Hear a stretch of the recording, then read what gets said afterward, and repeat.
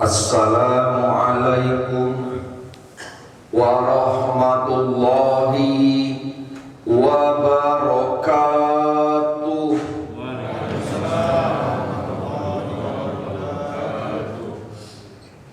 Alhamdulillahirabbil alamin wa bihi nasta'in ala umurid dunya waddin.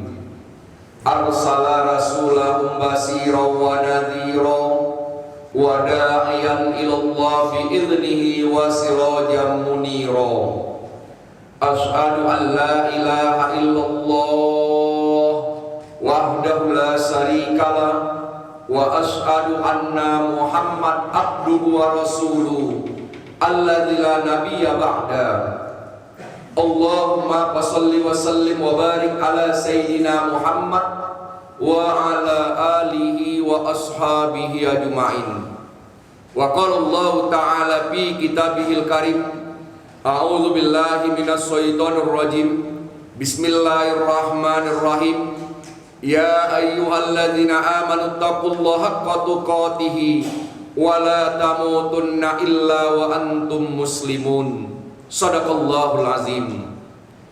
Orang-orang tua kami yang kami muliakan, bapak-bapak, ibu-ibu, hadirin wal hadirat yang dirahmati Allah, pada kesempatan yang berbahagia ini, mari sama-sama kita panjatkan puji dan syukur kehadirat Allah Subhanahu wa Ta'ala yang sampai saat ini masih memberikan kita nikmat karunia yang begitu besar yang tidak terhingga harganya. Kemudian salawat dan salam sama-sama kita haturkan kehadirat junjungan kita Nabi besar Muhammad sallallahu alaihi wasallam, dengan sama-sama memperbanyak salawat kepada Rasul. Insyaallah nanti di yaumil mahsyar kelak kita semua mendapat syafaat dari Rasulullah sallallahu alaihi wasallam. Bapak Ibu sekalian rahimakumullah, pada pagi hari ini kita akan mengulas tuntas. Mungkin kita bertemu setiap minggu kedua bulan genap. Bahkan di masjid ini kita sepakati, kita buat konsultasi hukum faraid khusus di lingkungan Masjid Thoriqul Jannah. Mahwal faraid. Apa itu faraid? Yang dikatakan al-mawaris adalah ilmu tentang pembagian harta pusaka. Adanya harta pusaka sebab adanya kematian. Kalau tidak ada kematian, tidak ada namanya harta pusaka. Jadi tidak mungkin orang membagi harta pusaka kalau belum ada kematian. Sebabnya ada harta pusaka sebab adanya kematian. Bahkan Rasul dalam kitab yang tertulis, kitab Nailul Autor, an Abi Hurairah radhiyallahu anhu, qala Rasulullah sallallahu alaihi wasallam, ta'allamul faraida wa 'allamuha fa innaha nisful ilmi wa huwa yunsa wa huwa awwalu sayyun yaumin ummati. Kata Rasul, pelajari kamulah ilmu faraid dan ajarkan ilmu itu kepada orang, karena sesungguhnya ilmu faraid itu adalah separuh daripada ilmu yang Allah turunkan ke muka bumi ini. Dan inilah ilmu yang pertama dilupakan orang, dan inilah ilmu yang pertama kali diangkat Allah dari muka bumi ini. Secara hukum, mempelajari ilmu waris adalah sunnah kifayah. Walaupun ada ulama mengatakan fardu kifayah. Artinya apa? Walaupun sebahagian orang yang tahu, maka sebahagian lain sudah tertutupi. Ini bukan fardu ain, tapi fardu kifayah. Bapak Ibu sekalian rahimakumullah, pada zaman jahiliyah, orang-orang membagi harta pusaka karena 3 macam. Yang pertama adalah laki-laki dewasa. Yang kedua adalah sumpah setia. Dan yang ketiga adalah anak angkat. Itu zaman jahiliyah. Tapi setelah datangnya Islam, Allah sudah menetapkan bahwa ketika membagi harta pusaka, sebabnya juga karena 3. Yang pertama, karena nikah. Terjadinya akad nikah sah secara Islam, maka meninggal suami, istri dapat pusaka. Meninggal istri, suami dapat pusaka. Apa yang dikatakan nikah? Akdun, akad. Walaupun berjalan baru beberapa saat, sah nikah itu beberapa saat setelah nikah meninggal pasangannya, maka pasangan yang hidup mendapat harta pusaka dari yang meninggal. Bukan perlu lama, yang penting akdun, akad. Mungkin di Indonesia orang mengatakan nikah di atas tangan, nikah di bawah tangan, atau nikah nggak pakai tangan. Ada apa kan? Makanya kalau orang kawin lari atau lari kawin capek, makanya akdun, akad. Asal sah secara Islam, maka dapat pusaka. Di Indonesia ada 2 hukum.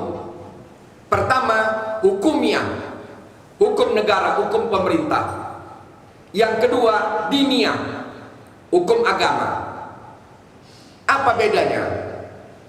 Kalau kita pakai hukumiyah, hukum negara, ada agama juga di situ. Makanya kalau terjadi akad nikah tidak diketahui negara, maka tidak akan keluar buku nikah. Meninggal suami, istri melapor ke pengadilan, Pak Hakim, suami saya meninggal. Hakim tanya, mana buku nikahnya? Kami nikah siri, maka dianggap ilegal dalam negara. Padahal yang dikatakan nikah adalah akdun, akad. Asal sah secara hukum Islam, maka nikahnya sah, maka meninggal pasangannya, maka yang hidup dapat pusaka. Meninggal istri, suami dapat pusaka. Meninggal suami, istri dapat pusaka. Sebab yang kedua adalah wala. Apa itu wala? Memerdekakan hamba. Walaupun sekarang tidak ada hamba lagi dan tidak ada orang yang memerdekakan, wala adalah orang yang memerdekakan. Sedangkan sebutannya adalah muktik, muktikoh. Muktik adalah laki-laki yang memerdekakan hamba, muktikoh perempuan yang memerdekakan hamba. Dan yang ketiga, nasab. Apa itu nasab? Keturunan. Ada hubungan darah secara langsung. Karena kita tahu, walaupun ada hubungan darah secara langsung, tapi belum termasuk nasab dalam hukum waris. Kita tahu bahwa ada 25 orang ahli waris, 15 orang laki-laki dan 10 orang perempuan. Dari 25 orang ini, sebabnya cuma 3. Nikah berarti suami istri. Apakah nikah bisa putus? Bisa. Jika terjadi perceraian talak 1 dan talak 2 lewat masa iddah, itu bukan suami istri lagi. lewat masa iddah, bukan suami istri lagi, berarti meninggal pun tidak mendapat pusaka. Ustadz, kami sudah bercerai setahun yang lalu, Ustadz. Tadi pagi suami saya meninggal, apakah saya dapat pusaka? Tidak, karena sudah lewat masa iddah, bukan suami istri lagi. Wala, memerdekakan hamba, muktik muktikoh, laki-laki yang memerdekakan hamba, perempuan yang memerdekakan hamba. Sekarang tidak ada, tapi nasab tidak akan pernah putus. Kalaulah 25 orang ahli waris, 2 karena nikah, 2 karena wala, berarti ada 21 orang karena nasab. Mana yang 21 orang itu? Kalau seseorang meninggal dunia, maka di atas jenazah itu ada 5 orang. Siapa yang 5 orang itu? Ayah kandung. Kenapa saya sebutkan ayah kandung? Supaya jelas. Yang kedua, ibu kandung. Ummu musbikoh, ibu yang melahirkan, bukan yang membesarkan, bukan yang mendidik, bukan yang mengajar, tapi yang melahirkan. 3, jaddun, kakek kandung. Siapa dikatakan kakek kandung? Jaddun sohi, ayahnya ayah. Walaupun secara sehari-hari nasab itu ayahnya ibu juga kakek, tapi dalam hukum waris yang dikatakan kakek adalah ayahnya ayah. Ayahnya ibu tidak termasuk ahli waris. Kemudian siapa lagi? Jaddatun, nenek. Ketika bicara nenek, ibunya ibu, ibunya ayah, dua-dua masuk. Kakek cuma satu, ayahnya ayah. Tapi nenek dua-duanya, ibunya ibu dan ibunya ayah, adalah jaddatun, nenek. Walaupun nanti dalam satu kasus, kalau ada dua-duanya hidup dan dua-duanya tidak terhijab, maka mereka satu grup. Berarti bagiannya bagi 2 kalau dua-duanya ada. Tapi kalau kakek, ada pun dua-dua kakek yang dianggap cuman jaddun sohi, ayahnya ayah. Makanya ini walaupun bergeser sedikit, tapi cuman mengingatkan bapak-bapak, kalau menjadi saksi nikah, ibu-ibu kalau menyaksikan nikah, kalau Tuan Kadi bilang walinya adalah kakeknya, kalau ragu tanya, siapa kakek itu? Ayahnya, ulangi, ayahnya ibu pengantin, tidak sah jadi wali nikah. Kakek adalah ayahnya ayah. Supaya jelas. 4 orang di bawah. Siapa itu? Ibnun, anak laki-laki kandung. Bintun, anak perempuan kandung. Ibnul ibni, cucu laki-laki dari anak laki-laki. Bintul ibni, cucu perempuan dari anak laki-laki. Kalau anak laki-laki jelas, anak perempuan jelas, cucu adalah anak laki-laki, anak perempuan dari anak laki-laki, bukan dari anak perempuan. Walaupun dalam kehidupan sehari-hari nasab itu termasuk cucu dari anak perempuan, tapi kalau bicara hukum waris, cucu adalah anak laki-laki, anak perempuan dari anak laki-laki. Bapak Ibu, supaya mudah kita ingatnya, kalau kita marganya Nasution, anak kita 2, Satu laki-laki, satu perempuan. Nasution aja Pak, karena dua-dua menang. Iya kan? Dua-dua kan menang. Iya kan? Satu sudah dilantik jadi wali kota, satu akan dilantik jadi wali kota. Iya kan? Kita nih yang belum jelas jadi wali apa ini. Iya kan? Paling tidak jadi wali nikah pun jadilah.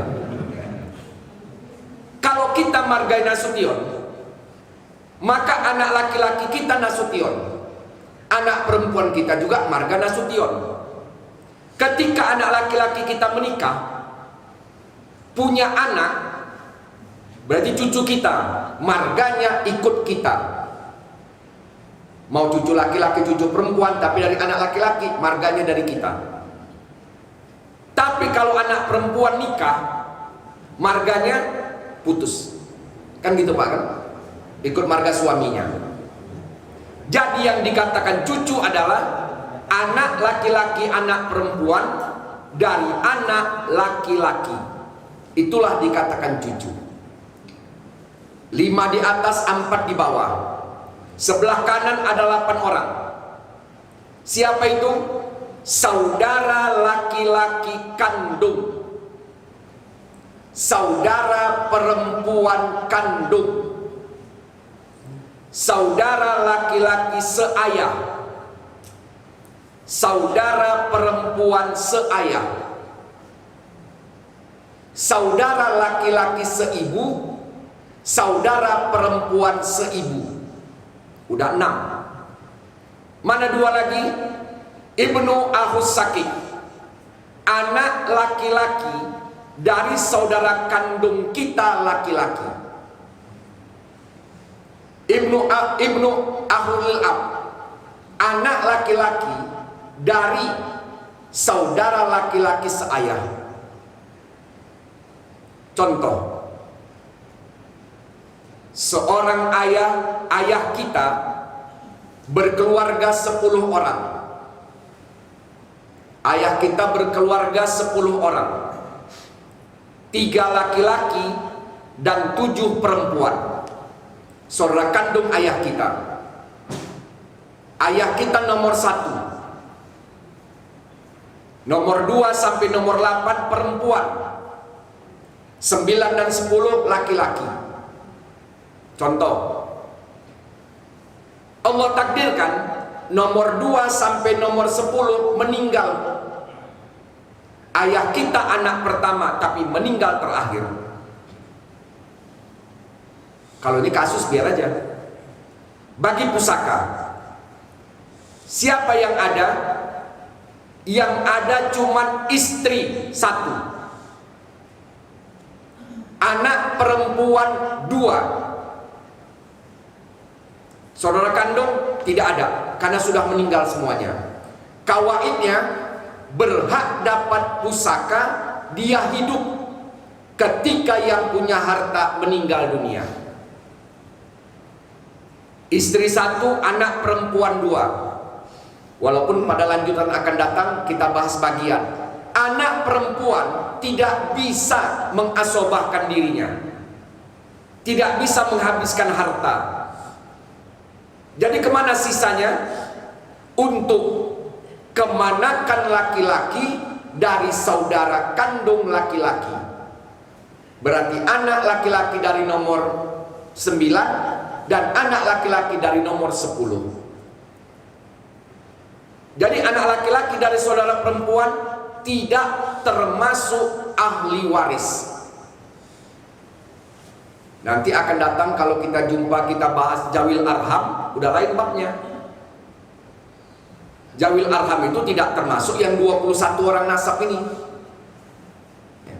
Yang kita bahas yang rukun dulu, yang wajib dulu, yang termasuk nasab.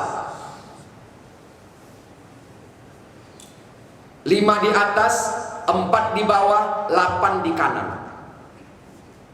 4 di kiri. Siapa itu? Paman kandung.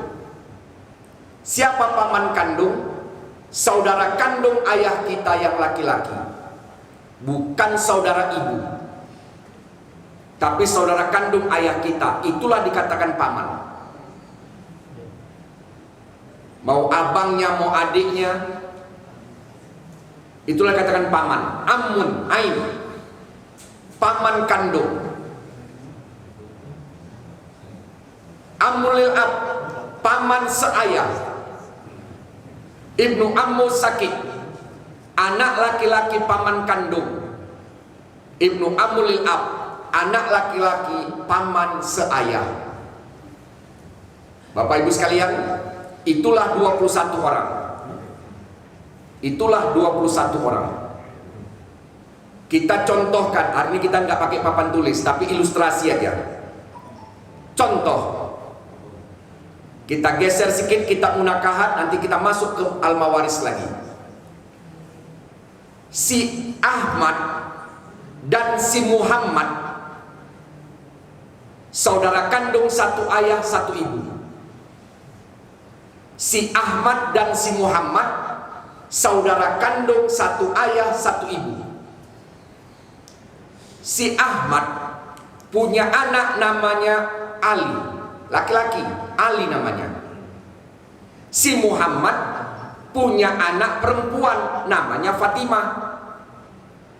Pertanyaannya, bolehkah si Ali nikah dengan si Fatimah pada kasus ini? Boleh apa tidak? Ahmad dan Muhammad kandung. Si Ahmad punya anak Ali, si Muhammad punya anak Fatimah. Satu marga nih Pak, satu marga semua kan? Pertanyaannya, kita bicara hukum Islam, tidak bicara yang lain. Boleh? Boleh. Masalah ini kita nggak bahas. Kita balik ke hukum warisnya. Si Fatimah kaya raya, meninggal si Fatimah, hartanya miliaran rupiah. Si Muhammad ayah kandungnya udah meninggal duluan. Si Ahmad pamannya udah lama meninggal duluan. Dicari siapa ahli warisnya. Pertama si Ali adalah suaminya. Nanti kita bahas hukumnya. Si Ali dapat setengah karena si Fatimah tidak punya anak. Kepada siapa dikasih lagi? Kepada si Ali lagi. Kok dua kali? Pertama Ali adalah suami, kedua adalah anak laki-laki dari paman kandungnya. Dua kali dapat. Itu rezeki Pak. Iya kan? Gak usah bercita-cita seperti itu. Dua kali dapat. Sekali dia dapat sebagai suami, sekali dia dapat sebagai anak laki-laki paman kandung. Jadi cuma 3 saja penyebabnya, yang lain tak ada. Ustadz, bagaimana saudara sesusuan tidak termasuk? Bagaimana perkawanan tidak termasuk? Selain yang 3 ini, tidak ada yang menyebabkan dapat pusaka. Pertama, nikah. Kedua, wala, memerdekakan. Ketiga, nasab. Timbul satu kasus. Ada seorang anak umur 15 tahun datang dari Sulawesi ke Medan ini. Kita tahu bukan karena KTP-nya, tapi karena logatnya. Merantau dia sampai ke Medan ini, logatnya logat orang Sulawesi. Dia bekerjalah sebagai membantu-bantu di toko, dapat gaji dan sebagainya. Saking sungguhnya dia bisa sewa toko, bahkan punya ruko. Dia pun orang kaya raya. 65 tahun umurnya meninggal dia. Selama dia tinggal di Medan, belum pernah kita dengar dia pulang ke Sulawesi. Belum pernah kita dengar ada orang Sulawesi datang ke Medan mencarinya. Kaya raya luar biasa dia. Rumah, mobil, ruko ada. periksa nikah, dia nggak nikah, nggak ada istrinya, belum pernah dia nikah, walad memang tidak ada, nasab kita tidak tahu siapa nasabnya, kemana hartanya. Untuk kasus seperti ini diserahkan kepada mahkamah syariah untuk menyelesaikannya. Jangan pula kita bikin takjiah, pulang nampak TV ambil, nampak kulkasnya ambil, tidak, itu mencuri namanya. Ya. Khusus Robi yang keempat, khusus ini, maka mahkamah syariah lah yang memutuskan kemana harta pusakanya dikelola. Mahkamah yang memutuskannya. Tapi selagi ada nasab, maka nasablah yang berkuasa. Walaupun pada akhirnya nanti kita bahas Zawil Arham, orang-orang yang mempunyai hubungan kekerabatan tapi tidak termasuk yang 21 orang nasab ini.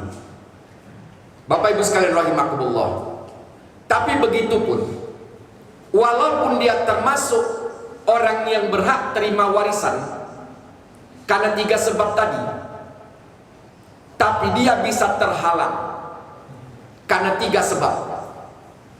Pertama, rikun, hamba. Hamba tidak dapat pusaka. Jadi seorang wanita hamba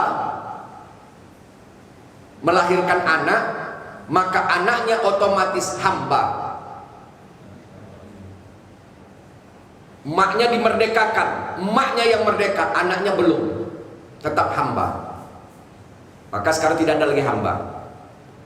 Yang kedua, qatlun, membunuh.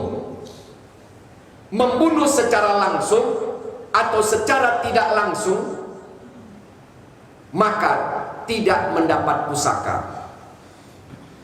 Bapak tuh naik jabatan, biasanya pergi jam 7 pagi, pulangnya sebelum maghrib. Ini naik jabatan, pergi jam 6 pagi, pulang jam 10 malam. Kadang-kadang nggak pulang. Istrinya cemburu, diracun oleh istrinya.